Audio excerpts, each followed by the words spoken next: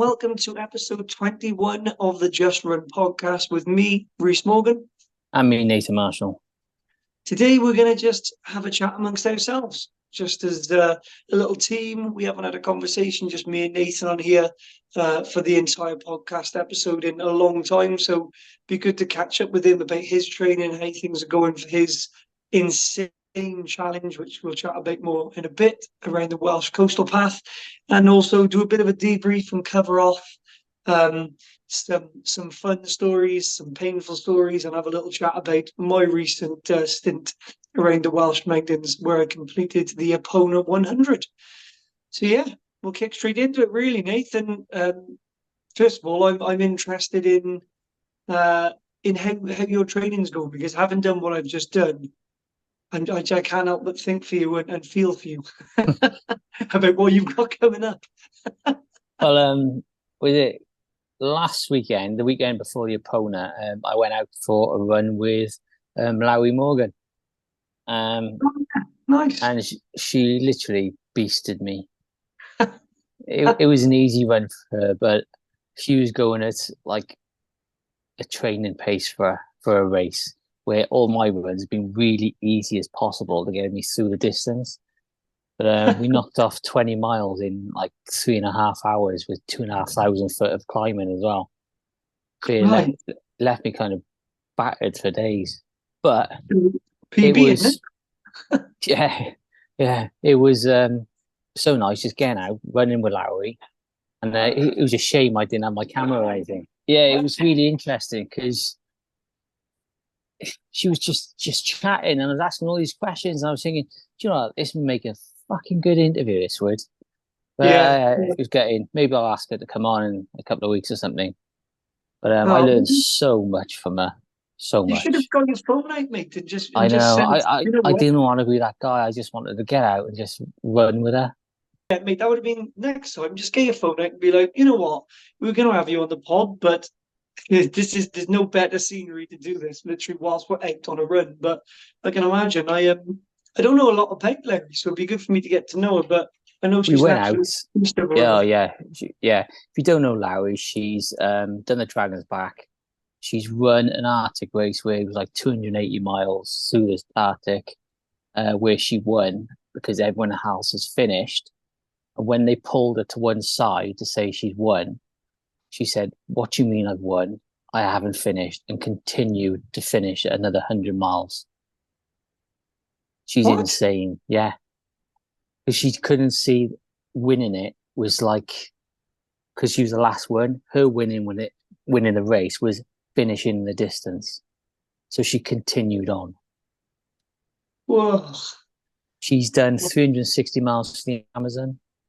And I find footage of it, and she's literally like wading through mangroves and some stuff, and she's so laser focused, it's just bonkers. 360 miles through the Amazon forest. Yeah. Every race she seems to do around Wales, she just wins it. But we'll have to tag all these videos in here, because there's a lot of people I know, and me included, like, I'm always looking for good documentaries and things to watch and stuff. So if she's documented any of that, we'll make sure we put the links in here. But that's amazing. I'll never forget you texting me after that saying, "Mate, I'm fucked. I don't know what to do with myself." I was ruined, going for a run, and you had to have a break. You couldn't go running for a bit. Well, I didn't take any fuel either, because I wanted it to be like a worst case scenario if I lost all my fuel on my run. So I couldn't refuel or anything, so I was just exhausted. And we're going up the back of Garth. She's gone up running up it, so I'm like doing my normal stuff, plodding up again to the top. She comes running back down to see if I'm okay, and then runs back to the top. Once I get to the top, she's doing loops on the top. She got problems, that woman has. Oh, phenomenal! You can see why she's like can do so much. She's just got that laser focus and like drive. It was amazing. But we went out at 5:30 in the morning. There was just no one there, and it literally pissed down. It hammered down. I remember running through the top of Garth or a forest, and it was belting down, but it was just silence, and it was just beautiful, stunning. Nice. Yes, that's the problem with when you go out with people who are like super elite runners like that. You just something kicks in, doesn't it? And you think, oh well, I'll just keep up with them, and then it's only afterwards when you get back to your car, you go, oh thanks, yeah, cheers, bye, and then you close the door, and you're just like, Yeah, oh my god, I'm in so much pain. I was surprised to see so like what I was capable of. Yeah, that's Yeah, good. But yeah, you it was a clearly good one. capable of it. Yeah, it was a good one. Um, Any more like? I know your mum and dad are following you around in their like big Humvee truck thing on this now. Is there any more yeah, progress in terms of planning out, mapping out? Has there any been any changes? What's happening with n- the Welsh Coastal Path? no changes. I'm just going through trackers now. So, um, obviously I shared one today with you, which hasn't seemed to work. So we'll have another twig is trying to figure out what's happened with it and why it's not working. I Mm-hmm. might use because that was a link that an app that the FKT site had actually shared to use for tracking. Oh, Um, oh, okay. so yeah, I might sort of like tweak it a bit, see if I can get it used. Because it's Mm, just easier as well because it's all on my phone, so I don't have to like highway tracker. But mm. actually getting a tracker is quite pricey, and a lot of people, because of the time scale I want it for, like no, can't do that. Or we can do it for like 350 quid. You don't know anybody. There must be some elite runners out there who've got their own, but the problem is just knowing them. And yeah, well, Well, I've got another app I can use, which is from the FKT site, so I might use that. But um, I got Strava Premium, so people can follow me live on that anyway. So I might just get the link shared on Instagram mm. every day, so they Yeah, can you see can't. where I am. Be a Yeah, live tracking setup on your Garmin as well, mate. It's not amazing, like if you go through any, but then even with trackers and stuff, when you're going through red spots or others yeah. or black spots, it's still no matter what you've got. If it's a poor signal area, you can't really do much. But I'd set just set anything up you can, make. But at the end of the day, as long as you just try and document it as well, um, things like that. But just yeah, it's talking about trackers. That was typical when I set off on that 100 mile. The bloody I was one of like three people whose trackers didn't work. It's just unbelievable. If all the people it could have happened to, it wouldn't work for mine. For the first three checkpoints or more, it was just like, oh, okay, yeah, come into the checkpoint. We'll get it out for you. We'll fix it. Yeah, no, there's no data on this. Wait to the next checkpoint. We'll give you another one. So I was having to like tell my parents and my wife, whoever I was running with, which was Paul at the time or Luke. Oh yeah, this is their bib number. Follow them. I'm with them. Well, at one point, Jenks was up in Shrewsbury. Everyone was Yeah. thinking he'd DNF'd because he had COVID the week before. Yeah, so he came into checkpoint two and told me that. I was laughing my head off. One of the crew said that as well. I'm not sure what happened there. Yeah, it kind of picked up a signal somehow and sent him up north, or wherever it is. Oh, funny man! It was But interesting. That was. since the Epona, seeing you guys struggle so much, I had to sort of like come away from it and sort of like reset my belief and my plan in my head. Is Hmm. I'm thinking, gosh, if they struggle that much, how am I going to cope? But then I've been like getting back into my head that look, I've done 32 miles a day for 5 days. I'm not going out to record pace. I'm just going to take my time. I just got to get that distance in a day. I'm going to have Hmm. sleeps of the night. I'm going to have more stops, more opportunity to get fuel inside me. So I've Yeah, had to like reset myself because watching you guys struggle, it's kind of fucked me up. it's the thing is, Why mate. didn't you make it look easy? Dude, I fucking wish I could have. Speak to the first three people like Nat and the guys who won it. They bloody made it look easy. But the thing is, mate, it's that's one of the reasons I've come off Strava for a while is because it's just easy to get dug into this rabbit hole of comparison and stuff like that. And it is the thief of joy. And with what you're doing, it's very different. You're going to be running for more than 2 weeks, like consecutively, a shitload of a shitload of miles every day for more than 2 weeks, and it's you've got your parents there. You're doing it by yourself. There's a lot of variables that are very different, but the thing is, you are capable of doing it. You're a strong runner because you know your own pace. There's a lot of people, I think, and I for one I'm very proud of myself from this 100 that I will take away from it is I went at my own pace. There's a lot of people who I'm not going to mention any names, but there's certain people that I saw that I know were very capable, and they went to their normal everyday pace, and it came back and haunted them. And I saw them at various other parts of the race where they either DNF'd or they were sat on a rock in the middle of nowhere with their head in their hands, really struggling. I think what you're doing or whatever race you're doing is it's just a case of knowing your own limits. And it's very easy to start looking at people's trackers and comparing them and looking at videos of how much they're struggling. But inevitably, mate, you're gonna hurt. You know, what you're doing is ridiculous. But you know you're capable. You know you're capable of it. You're a strong guy and you know you can get through it. It's just doing what you did, like 32 miles per day every day for 5 days, but you're doing a bit more and just keep doing. Times it by 3 or more. But you'll be able to do it. You'll find coping mechanisms, and it's really strange. I wanted to do the Epona. I've wanted to do 100 miles for as long as I can remember. Never thought it would be achievable, and only thought it was achievable once I started pushing more. And it's amazing the coping mechanisms that you pick up. That there's, ones I've never really had to use before because I've never run that distance.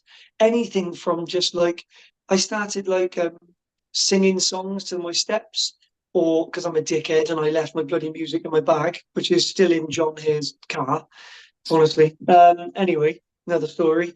So I made a wicked playlist. I had everything going. Yeah, didn't even have my music. So I find myself chatting to myself like about talking through checkpoints and the mileage in between checkpoints and like breaking it down, or even find my breath I was doing with my footwork, or right, okay, cool, we're gonna go this fast like for the next like mile, and then we'll pick it up and then we'll slow it down. I was talking through things in my head, or I'd ring my wife.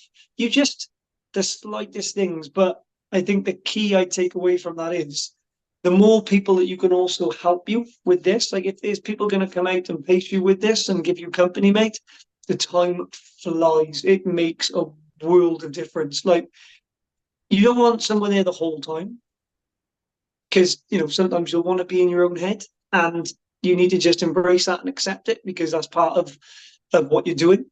But like I think the best thing I did, so I ran the first, so I set off and I caught up with Luke Merritt, and me and him ran through Sugarloaf and up Skirrid, and a little bit of Blorenge, and then he just left me for dead.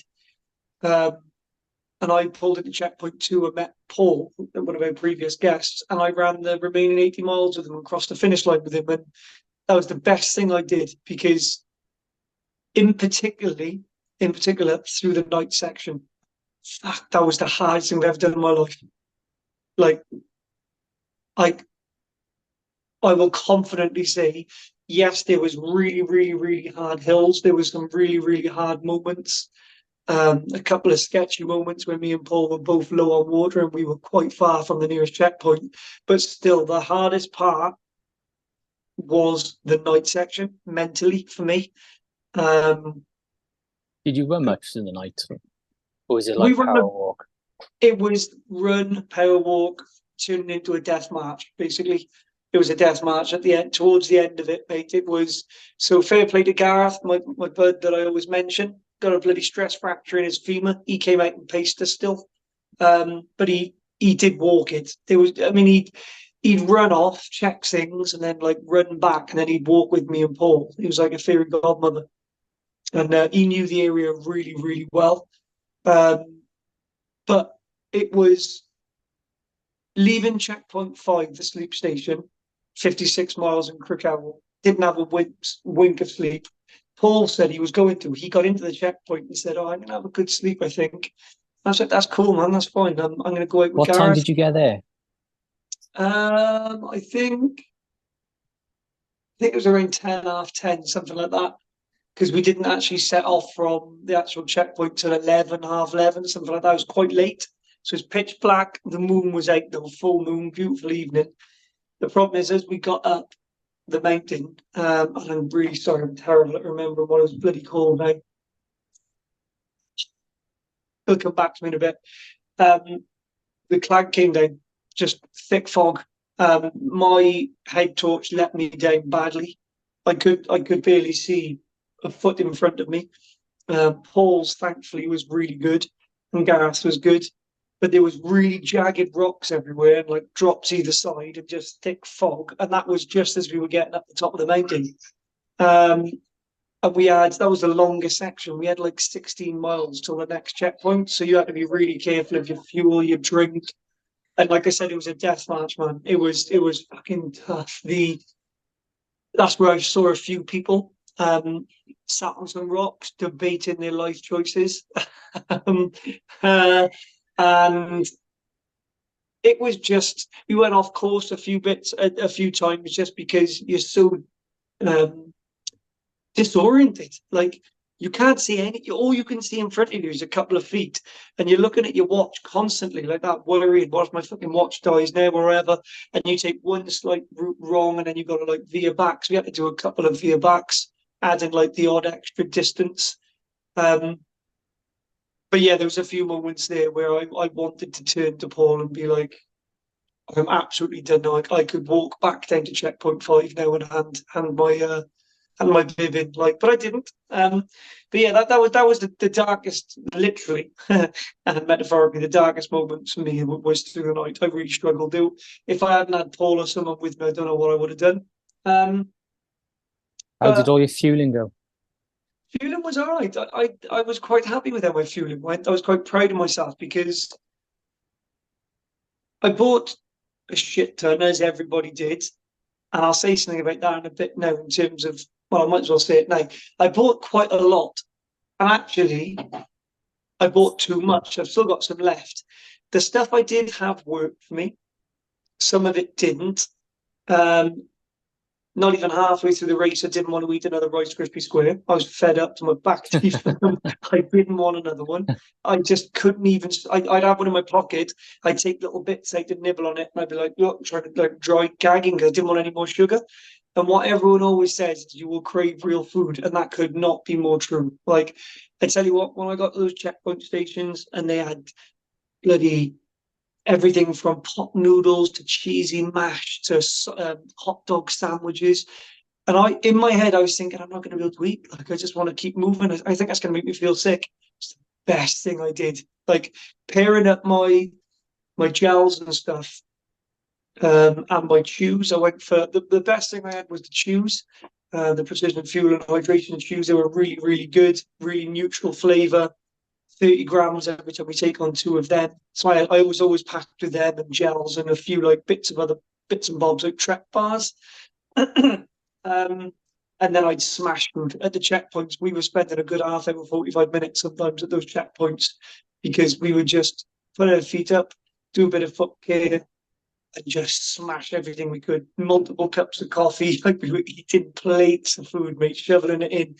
And you think, oh no, you leave the checkpoint, you're burping and belching and farting, you're thinking this is a bad move. A couple of miles in, mate, you're done. It hits you and you're like, oh, God, I feel great. Just feel like a different person.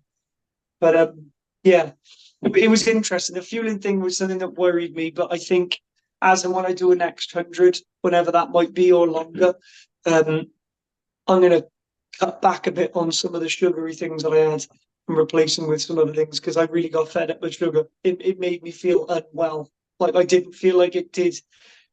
Like I had Trek bars, and I found the texture of them really difficult to stomach. So I won't be having them ever again. Like they were too bitty for me. So yeah, little things like that, which I thought I would like. But I guess that's if anybody is listening to this and is planning 100 or wherever, is trial and error. Take them out on your runs with you. I don't think I did that enough. Go out, do recce's, pack your bag full of the things that you're gonna have on the day, and try eat them whilst you're running, and you'll know by the end of it whether you want them or not. And if you don't want your recce runs, that's the time to make your mistakes. So I made a few mistakes, but you know what? I've learned from them now, and that's all part of the learning process. It was insane. There's lots of funny things. I do have to do a shout out first. Well, you can see my t-shirt. Oh, and actually, if anybody's watching the video, here's my medal because I got to show it off. If anybody watches the YouTube, and here's the beautiful belt buckle. Look at that, gleaming, bling bling. It is really nice.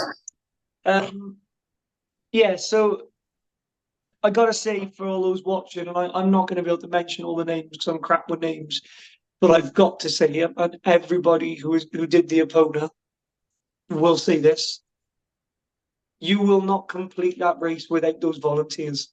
I'm telling you that now. I the volunteers are literally the bread and butter of that event. Like Rhys and Karis put on a ridiculously superb event. For that Pegasus family, mate, I tell you what, some of those checkpoints that you pull into, you are like a walking zombie. Your feet are blistered. You've shat yourself. You're just in absolute pieces and you're ready to just stop. And I mean, they swarm you, they sit you down, they got your socks off, they're cleaning your feet. I was having a massage at one time off Kev. Big shout out to Kev. We all love Kev. I mean, they're putting sun cream on you. They're making you pot noodles. They're filling your bottles for you. Is there anything? They got a coffee and a tea. Honestly, and they're giving you advice. And you enter those checkpoints feeling defeated, and you leave like you're ready to run another 100. I cannot thank those volunteers enough, and I will never ever stop thanking them. And I know everybody will vouch for me. Like that event, they are the bread and butter. They are the magic of that event. I'm telling you, they make it. They're wonderful people, every last one of them. And I've made friends for life through there. They're just genuinely great people who just want to help you. And it's amazing. If anybody's thinking about doing their first 100, sign up to the Epona next year. It's already out. It's already 50% booked. The only difference is they're doing the route in reverse. So Do you think that's going to make it easier? no, good luck coming down Skirrid at mile 91. Good luck. Like, I struggled climbing up it at like mile 20. So when you got 91 in your legs, that thing is steep as. People are gonna have their head switched on ready for that because it's steep. You might end up doing a pole, which is so on one of the sections of this run, we went off course. I can't remember where we were. I think it was up by Llangenedr. And we went off course, and the only way back, we could see the path. The only way back to it was down this incredibly steep bank. You ain't running down it. There was no like footholds or rocks to grab onto. It was just steep, gravelly grass. And Paul just went, oh well, sat down, pushed it, and just slid down. He just slid all the way down on his ass. It was the most smoothest thing I'd ever seen. I didn't try that because I would have gone head over tip. But as he was doing it, he just like a little kid. He was like, wee. And then there was these two old ladies walking past on a hike, and one of them went, "Excuse me, is that advisable?" It was the funniest thing in the world because it's like if only you knew the other things we've been doing. But yeah, there's. I'm not sure how the route doing it in reverse is going to be. Either way, it's a solid route. Rhys thought out an incredible route, man. It tests every part of you, mentally and physically. We were talking about this like on the Sunday in the Action and Adventure group, and myself and like Levan's Ultras, we reckon that the Epona is now the hardest 100 in the UK.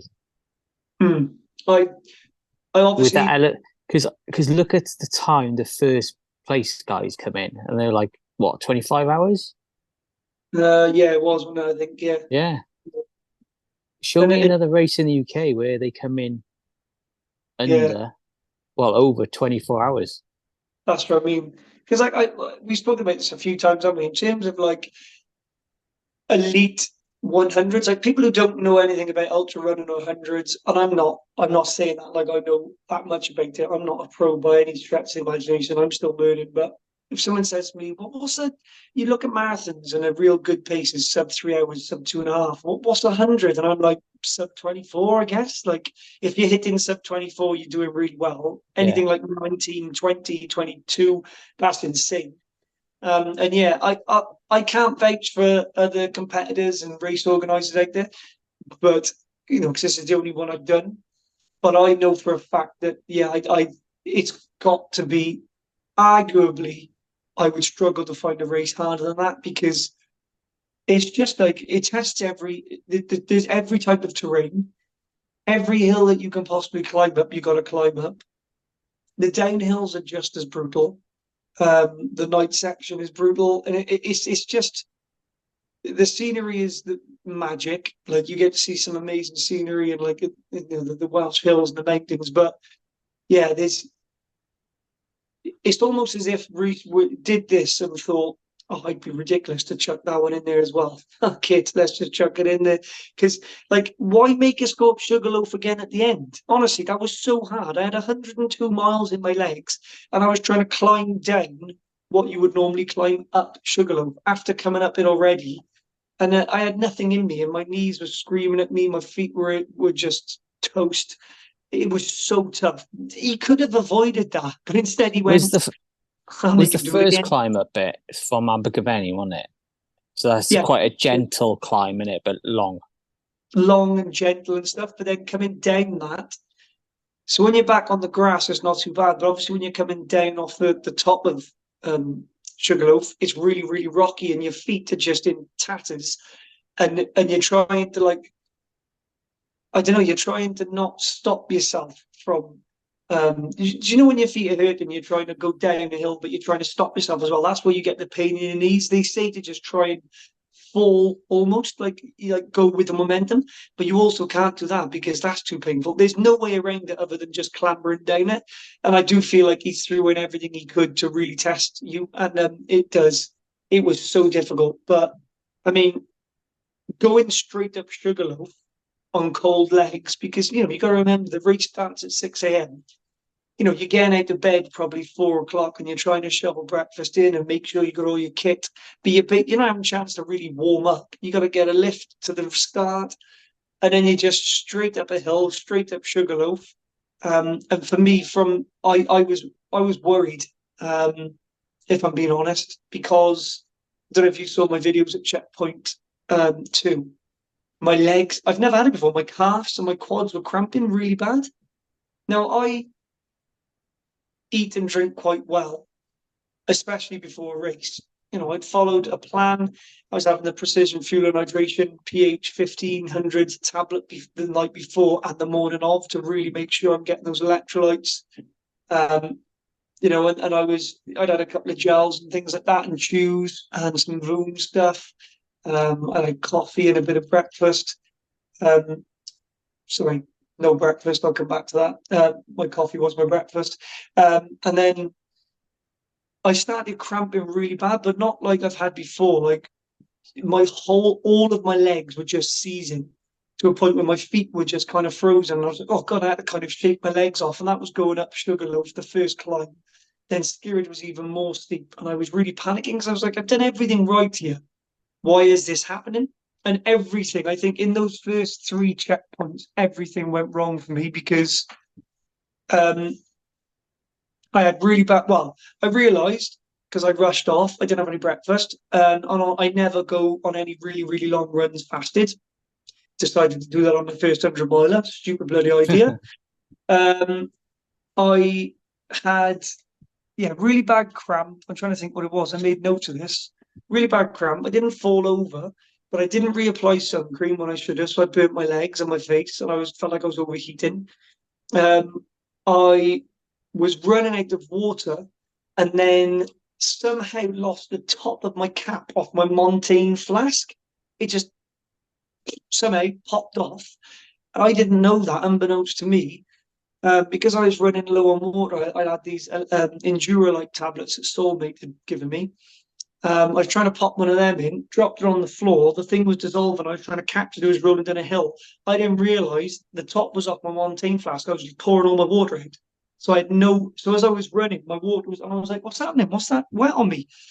I used all my water by pouring it on the floor on the lead up to still a few miles from checkpoint 2.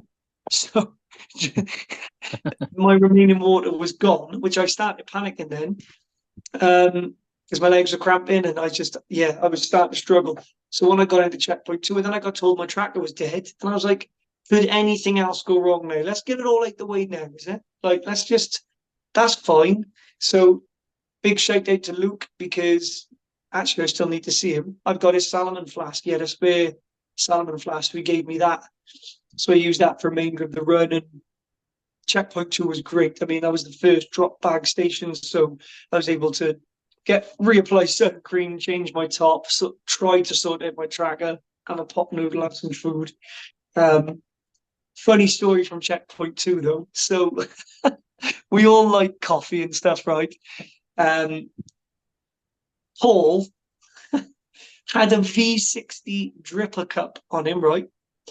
With filter papers and enough ground coffee for every checkpoint, right? So we're all going, yeah, coffee, please. Yeah, drinking out of your standard cups and stuff and smashing a pot noodle. He sat there with his dripper cup just going, making a posh coffee. He's laughing at me because he's like, I got my filters, I got my ground coffee for every checkpoint. I can tell you this now, I never saw that dripper cup at all for the remainder of the race. At all. I think he realised that was a bad idea. It took too long. He smashed loads of coffee, but I never saw him use it again. But I couldn't believe it. I had proper head turning moment. I'm there just trying to drink what I can and get in, and he's there sat there like a proper coffee connoisseur. So that was funny. Talk to me about your finish and crossing the line and seeing your boy running towards you.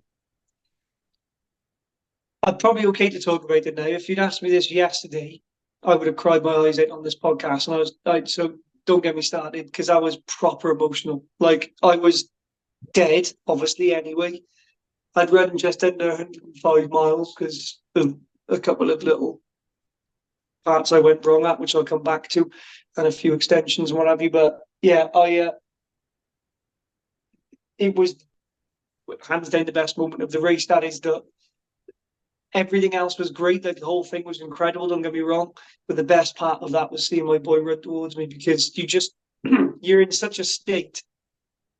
He was the one thing, and seeing my wife and my parents that I was holding on to that really got me through. Like every time I started to struggle, I'd be like, nope, my parents, my wife, my little boy, they've been waiting for me for hours now. We got to get there.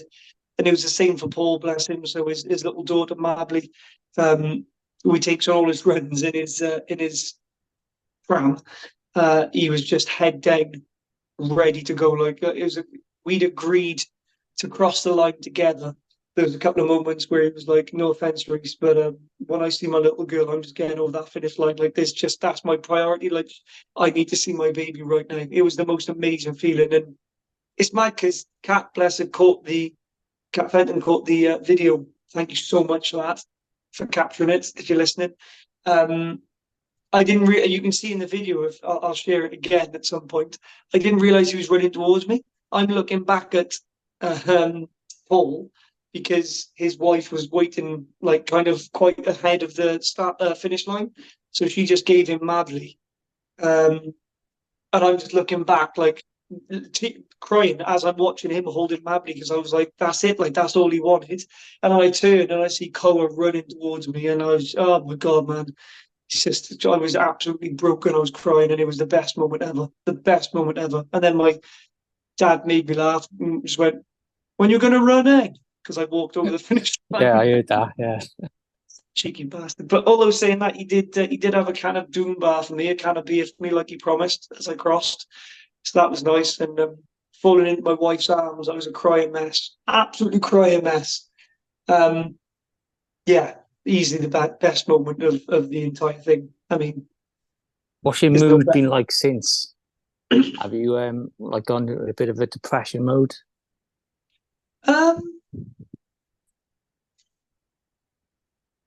Monday I was off work and I was home by myself all day because the wife and the boy went to the nursery, the wife had to go to work, and I slept in for a little bit but couldn't for too long because I felt like I'd been hit by a truck, couldn't get comfortable, so I just got out, just got moving.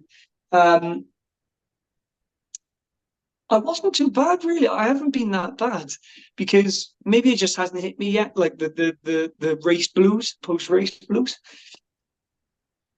I think I'm still in shock that I've run that far. Like, and I've still got people messaging me out the blue who've seen my video and like, how did you do that? And I'm just so focused on like what I've done and how I did it. And I haven't even unpacked my bag yet. My mandatory kit bag that I ran the whole thing with is still downstairs by the door from when I got in Sunday night.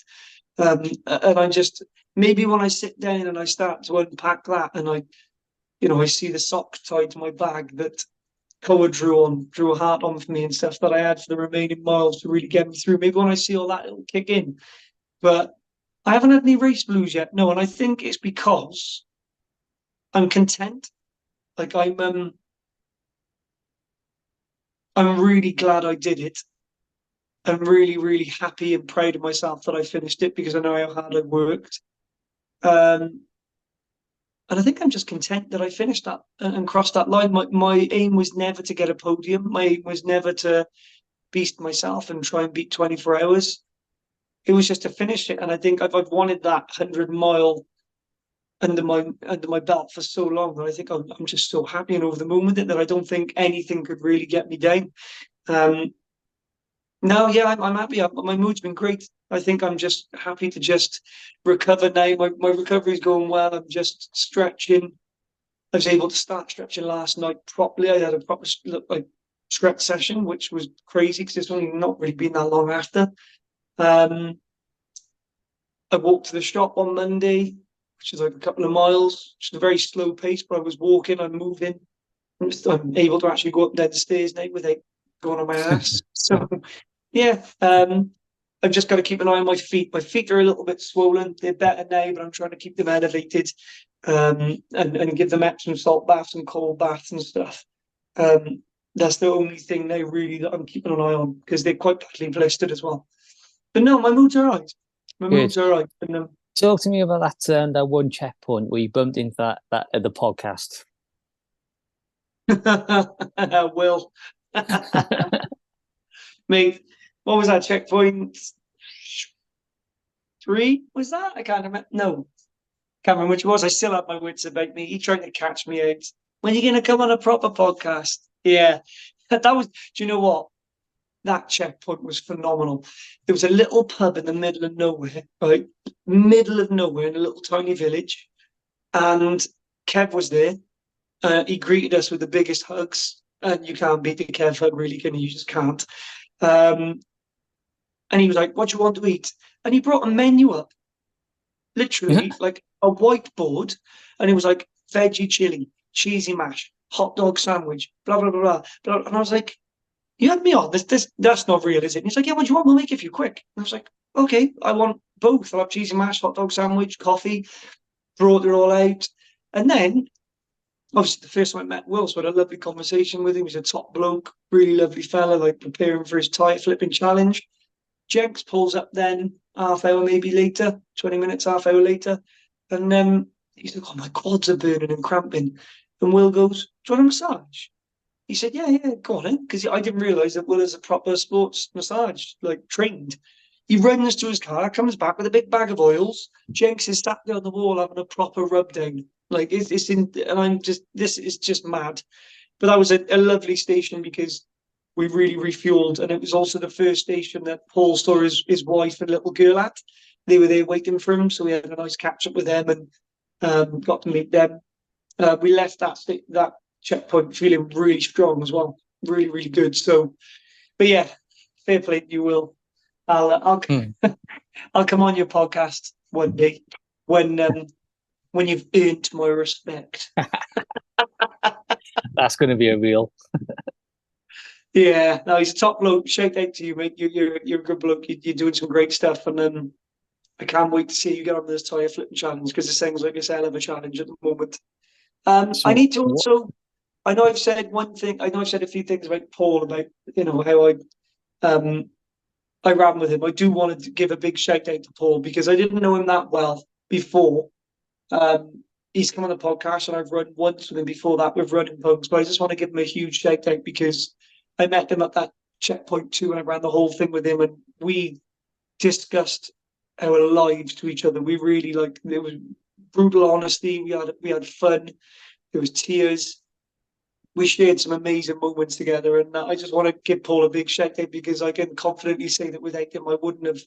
There's moments I honestly don't think I would have actually crossed the finish line and stuff. And yeah, we're hoping to, me, Rach and stuff, and get his family together and actually meet up after this because I think I made a friend for life in him. He's a bloody good fella, and I just want to give a huge shout out. He gave his all. Like, there was a few sketchy moments, and at the end, bless him, we were sat in the Abergavenny cricket ground, and I think all the adrenaline had just worn off, and he had a huge dump of just adrenaline, and he got to stand up to go to the toilet, but he collapsed, and they had to have medics to and stuff. So they had like these things on his fingers, and they were looking after him, and they were talking about getting an ambulance to him and stuff. He was in a pretty bad way for a bit. His tongue swelled up as well because he was really dehydrated.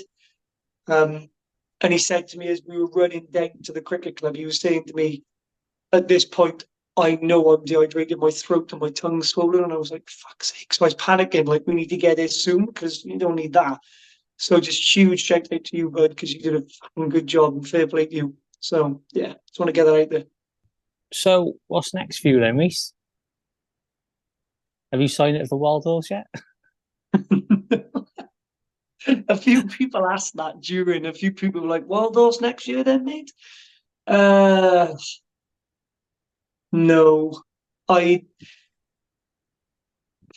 No. I think I've read, a couple of people have said this in the opponent group. The rule of thumb is you shouldn't start looking at races this soon after doing a big one because you're just on such a high, you start doing silly things.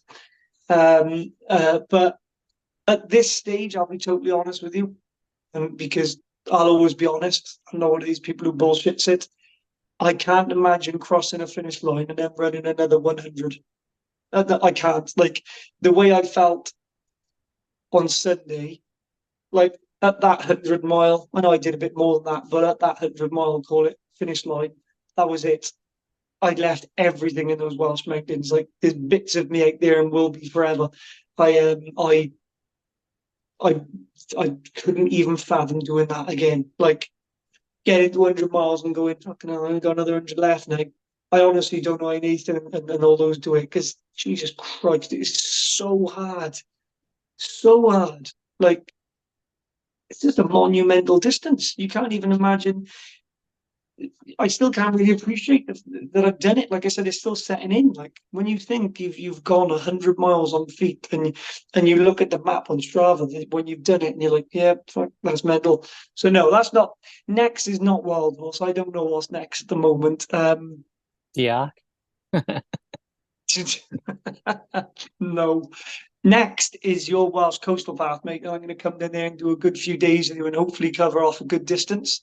Yeah, what I've been thinking about is everyone who comes out with me, if they shoot in landscape some bits of it and then send it to me, I'm going to try and put like everyone's videos into sort of like a documentary as well as what we're going to be doing as well. I just think it'd be nice for like a community built documentary around running in Wales. Yeah. That'd be really good. That'd be really good if you. Because I know a few people that said they're coming out with me. Yeah, I got a friend I've spoke to you about before who's really good with the drone as well, and he's always keen. So I'm going to see if I can get him to come out for a bit when I'm out with you as well, and just get some good footage for you. So he'll save that, send it to you, and you can definitely. You got to document this, mate. This is a once in a lifetime thing. I can't imagine you're going to want to do it again once you've done it, regardless of the outcome, regardless of how long it takes you. That'd be incredible to get a documentary. I know you'd have a lot of people watch that as well. So yeah. Is Larry going to come out? She said, yeah, she's free. She'll come out if she's about, yeah. Alan, the running monk, said he's going to come out for a section as well. He's going to drive down. So you can get Nathan to come down as well, and what have you? Yeah, he'll definitely come down, won't he? You'll probably do the Barry section with me. Yeah. Yeah. Talking about Nathan, he paced Natalie, which leads you on to the next thing. Natalie, phenomenal. Jesus, man, what a phenomenal runner she is, and bless her. Like, I've spoken to her, I've been sending her messages today and yesterday. Like, so the day before we had like the mandatory race briefing thing at the cricket club, and it's funny because I went up to her and I was like, so are you going to win this then? And she was like, oh my God, everyone keeps saying this to me. She's like, look at my hand. And she was shaking. She was like, I feel like there's so much pressure on me. And I felt terrible then. But I think it's just because she's such a good runner and people have so much high hopes for her. And that just goes to show why we think it, because I was, when I had a chance or had a signal, we were watching, looking at the tracker, and we were like, oh, she's she's in front now, or she's just dropped back and she's in front again, and just watching her do it. Like, I know that she struggled in certain sections because she's spoken to me about it since, and we'll get her on to talk about it. But to take, what was it, second place overall? No, Third place overall. She came in third place joint, didn't overall. she? Yeah, and second and first female though. Yeah. Yeah, man.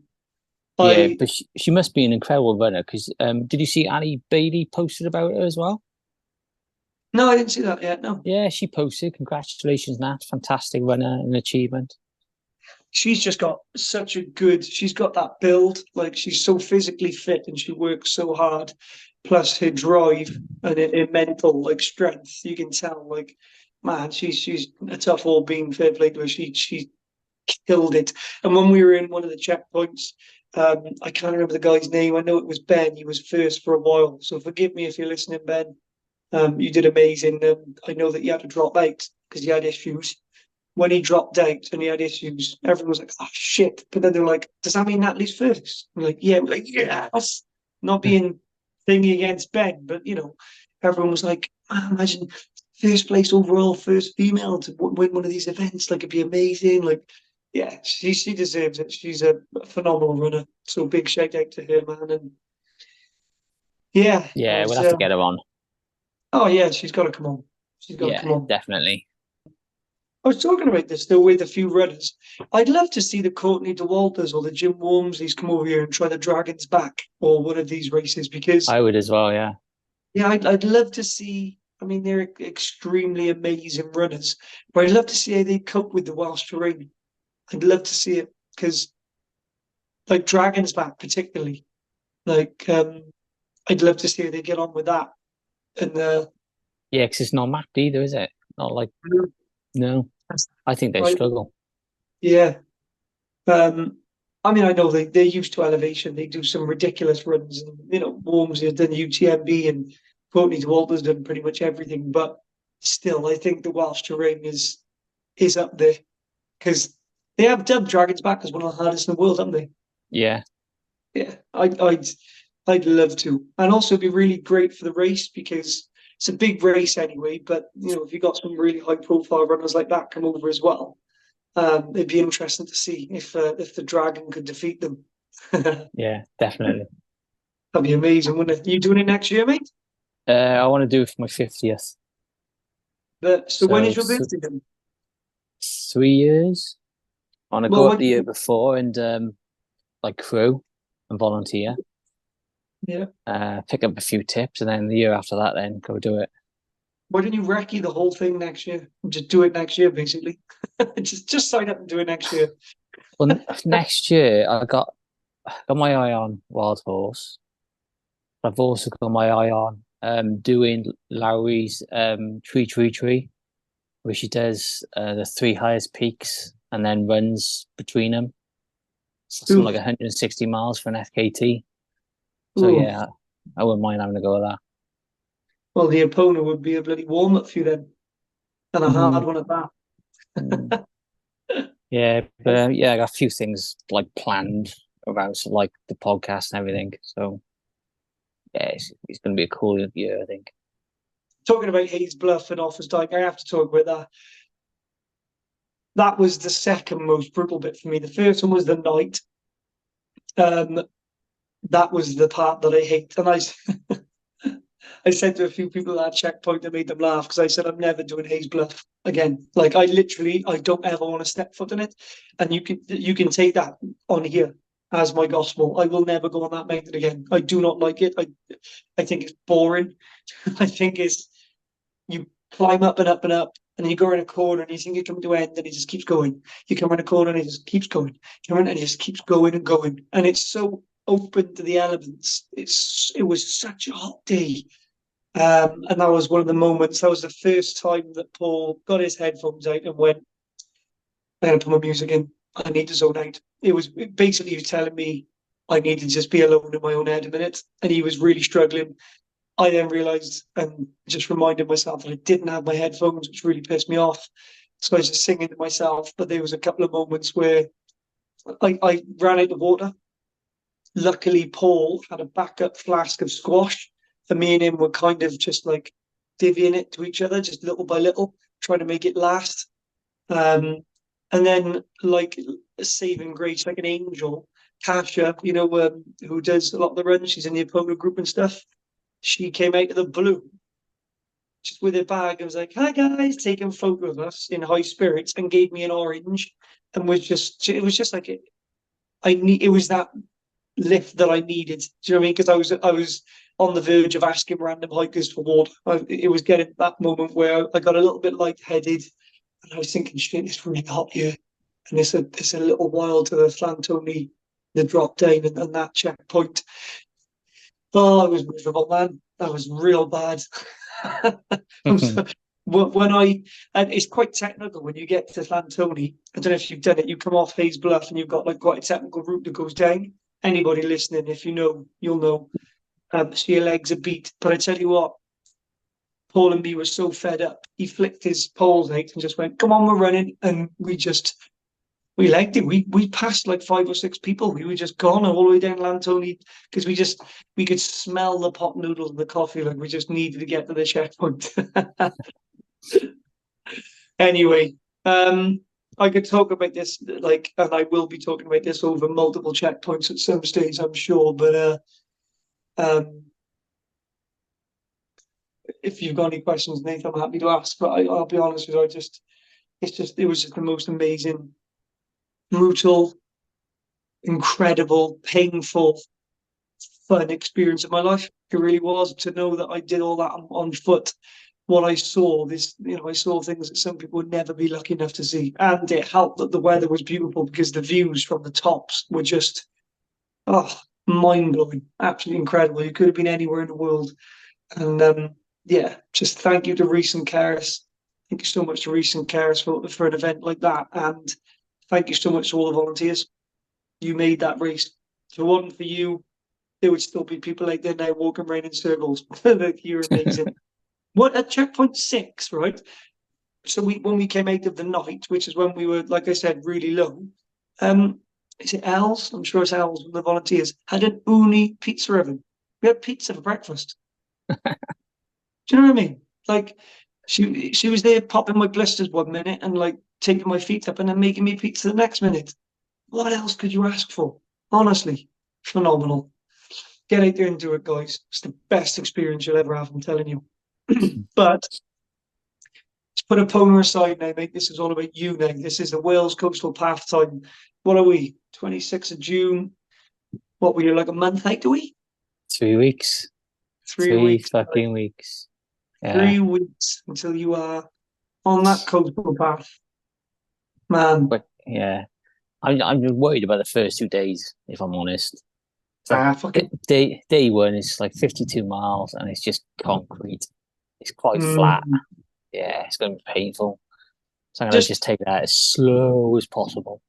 Yeah, just think about how many lovely days you're going to have in comparison. So you're going to have, like, that's one thing I kept saying with the Epona is there were some real shitty moments, but the amount of amazing, fun highs that I had far outweighed it. So those couple of days, that's almost like it's just meant to be at the beginning because they're going to push you and test you. Get those shitty days out the way because then you've got a hell of an adventure in front of you, mate. You've got the best time to look forward to. Cannot wait to come and experience something with you. I've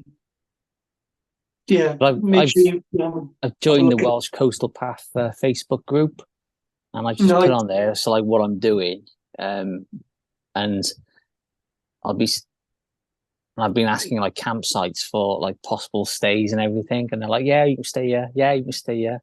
So that's helping with the funds and everything. No way, really? Yeah. So that's pretty cool. Amazing. Oh, wicked. That's awesome. That's really kind. That's, I mean, the running community and then the people who hiking community and walking community and all that type of stuff. They're amazing. They'll go out their way to help you as long as you look after it and you respect it. Yeah, awesome, mate. That is the next adventure. Yeah, I am looking forward to it, but I'm so scared of getting injured. So scared. I had a dream about it the other day and woke up thinking I'd pulled my bloody groin. Yeah. It's only natural to me, didn't it? You're going to be running for God knows how long. It's only natural for you to worry about that because if anything goes wrong early doors, So I was trying to open my window with my GoPro stick because I'm boiling. Um, if anything goes wrong early doors, you're gonna have to rethink your entire strategy. And if anything does go wrong, which inevitably it will, you just gotta hope that it's not enough to put you on your ass and that you're able to keep pushing on. Yeah. But yeah, you really don't want that, do you? No. No. I will say I think that's something that quite a few people during the Epona made a huge mistake with, is not brecking it. Like you've got to. I don't care if you can run marathon distance on roads in XYZ time and stuff like that. And it's if you're gonna do something like the Epona or the Wales Coastal Path, you need to like familiarize yourself with it, and you need to mimic it and get out and do the same routes. Like I didn't do all of it. Jenks did. I knew what to expect on some of it, which was really good because I knew when to push myself, when not to push myself. If you've never recce'd any of the Epona route, which I know a lot of people didn't, and you're looking straight up Sugarloaf as your first hill, and then straight up Skirrid, and then straight up the Blorange, you're only 3 peaks in, you got another 20 left, and another basically probably 30 hours of running ahead of you. It's a massive shock to your system. You've got to get out there and put the work in. I probably didn't put enough work in myself, but I know I did enough. But the people who DNF'd quite early on, I think that's because they just realised this is just hadn't worked hard enough. It was too tough, which is fine because it's just a race. Go back next year and do it, but just between now and then, get out and practice it. Yeah, I'm back in the gym again now, so running's done. I won't do much running now until I go, but I'm literally just in the gym, just a bit of cardio and then more strength, just strength work, almost like as if I'm in a rehab sort of thing with it. If I'm injured, and just tweaking everything and making sure everything that's just not right is fixed by the time I go. Yeah, just get those quads, and hips and hip flexors strong, nice and strong and ready, because they'll want to let you down. I mean, by the end of it, they'll be killing anyway. But just if you can try and focus on getting them nice and strong and nimble and whatever you prepared for the difficult terrain that you're going to have. I mean, you got strong calves anyway, but inevitably, mate, something's going to fail you. You got to accept that something will, but it's just in the hope that, which I'm sure it will, your body is strong enough then to keep pushing on. But I think that the one thing I did right was my strength work, if I'm being honest. And again, I'm not elite. I'm no Jim Wormsley. I'm not by any stretch of the imagination. But I think that had I just focused purely on the running, I don't think I would have been able to do it, because there's a lot of stages during that race where your running form and everything else, it goes out the window. It's just strength. Like you're trying to clamber up a hill, or you're trying to, when you're coming down the back of Torrofoil or wherever, and your quads and your knees are just burning, you just got to hope and pray that you've got enough in them to get you to the flat, and then keep going and not blow out. Because those sled pulls and everything I did, and the mountain leg workouts I was doing with the lunges and the squat, just take the time. Take the time to put the work in, because it'll pay. It'll pay on race day, let me tell you. Same with you. You're always in the gym as well. So I did have, mate, I tell you what, I had a few people talk about it though, like people I'd never even met, like pulling into checkpoints, and pulling into checkpoints. Loads of the volunteers were like, "Oh, mate, great work with the Just Run podcast." And I was looking at them thinking, I don't know you, but obviously you speak about it with them at checkpoint 6 when we just come out of the night. One of them was saying, "I've had some great guests. Who's coming on next? Who's coming on next?" But yeah, they were like, "Oh, it's going well." And I was like, "Yeah, it's going well, really well." So loads of people knew about it. Nice. And who is it that's? Oh yeah. So funnily enough, so me and Paul kind of linked up with, when we were coming across Llangenedr, there's this guy that we could see in the distance. We eventually caught up with him. His name was Rhys. He was only 24. And we ended up running quite a few miles with him. he left before us, just out of the night station, a checkpoint though, and he was the one we saw sat on a rock with his head in his hands. He didn't look too good. We went past him. We checked on him first. He had a pacer with him, but yeah, we were running with him for ages and chatting and stuff like that.